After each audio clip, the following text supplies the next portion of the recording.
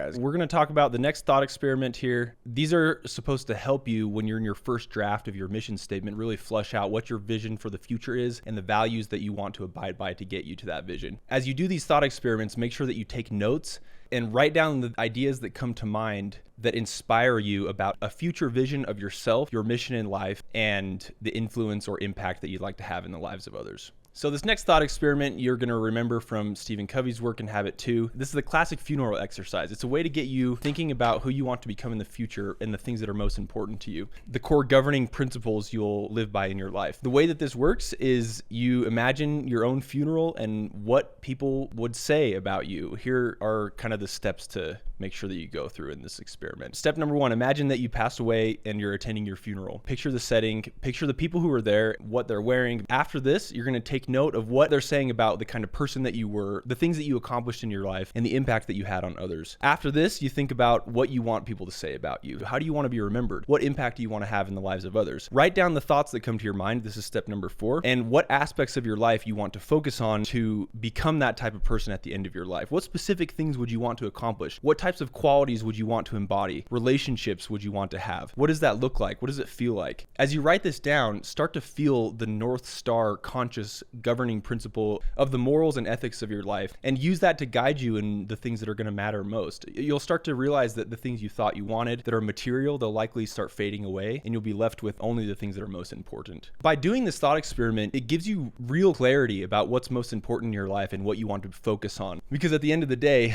we all want to be remembered in a way that actually matters. So you can use this information to create your personal mission statement to guide your actions and your decisions as you're going forward. So that's the classic funeral exercise. So here's the next thought experiment, guys.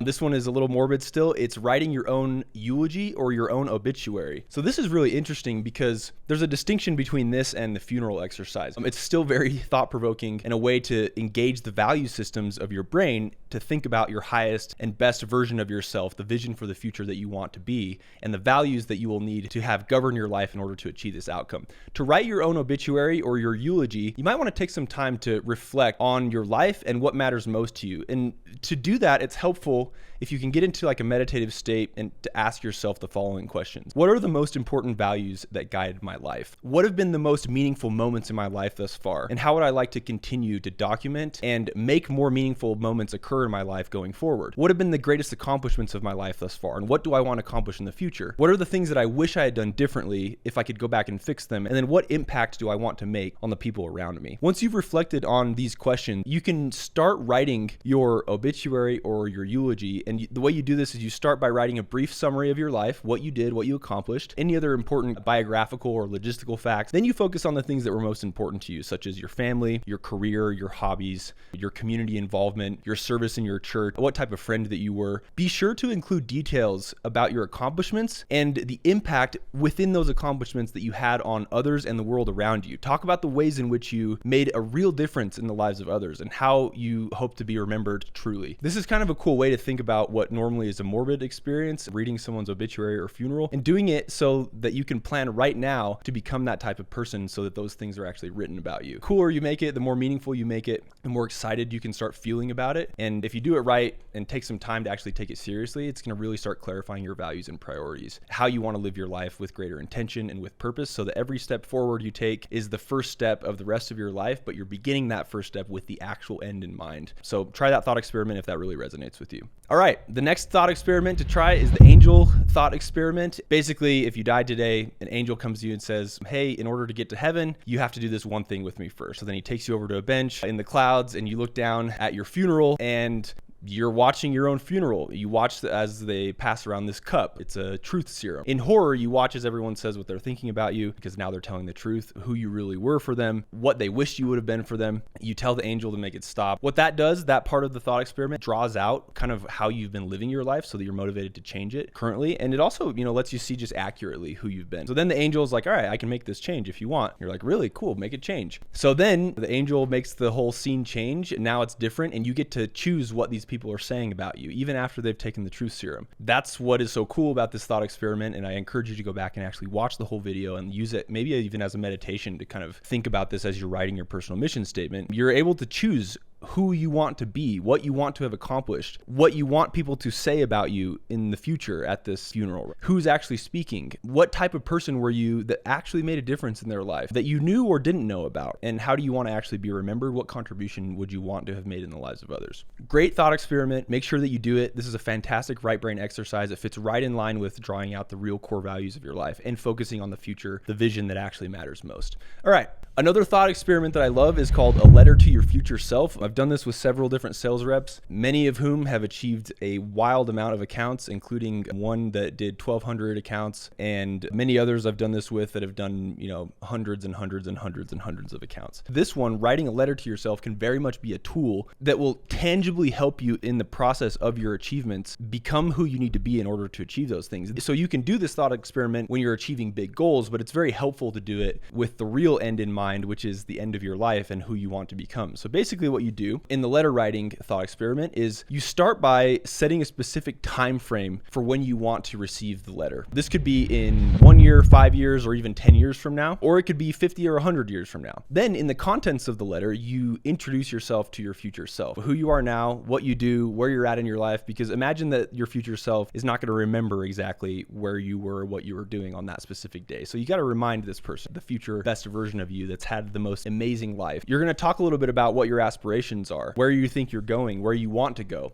Next, you're going to talk to this person, your future self, about the future accomplishments that you hope to have achieved by the time you get there. What do you hope to have become, and what do you hope to have accomplished by the time you actually receive this letter? Be very specific in this part and detailed in your descriptions about what you have accomplished. Next, you're going to write about the attributes that you wish to attain or obtain in the future to this future person. These are now hopes, aspirations, and ambitions about who you want to become as a person. What type of person do you want to have become? What qualities do you want to embody by the time this future version of you opens this letter and reads it and is able to say, yeah, I actually did that, right? How do you want to matter in the lives of others because of the attributes that you've developed for yourself and within yourself by the time the future version of you receives this letter? After that, you're going to describe the contribution that you want to make in life for the world, and that really just starts with for the specific relationships that you have first. What do you want to be known for, first of all? How do you want to impact the world around you, including the people that matter most to you, starting with them and then branching out? The next section is write about the governing rules and principles of your life. What are the core values that guide your decisions and actions? What are the things that are most important to you, or that you want to be most important to you by the time the future you receive this letter? And then last is the conclusion. You're going to talk more about the hopes and dreams and the idea of what you wish your life can be and what you hope it will be by the time this future version of you receives this letter, so that you can stay true to your values and so that you can continue pursuing the goals that actually matter most to you, the ones that really, really will matter. Once you finish writing your letter, you can do whatever you want with it. I did this when I was a missionary in Argentina for my church, and it actually helped me make the most out of that experience. And I've done it several times in my life after that, where I'm really wanting to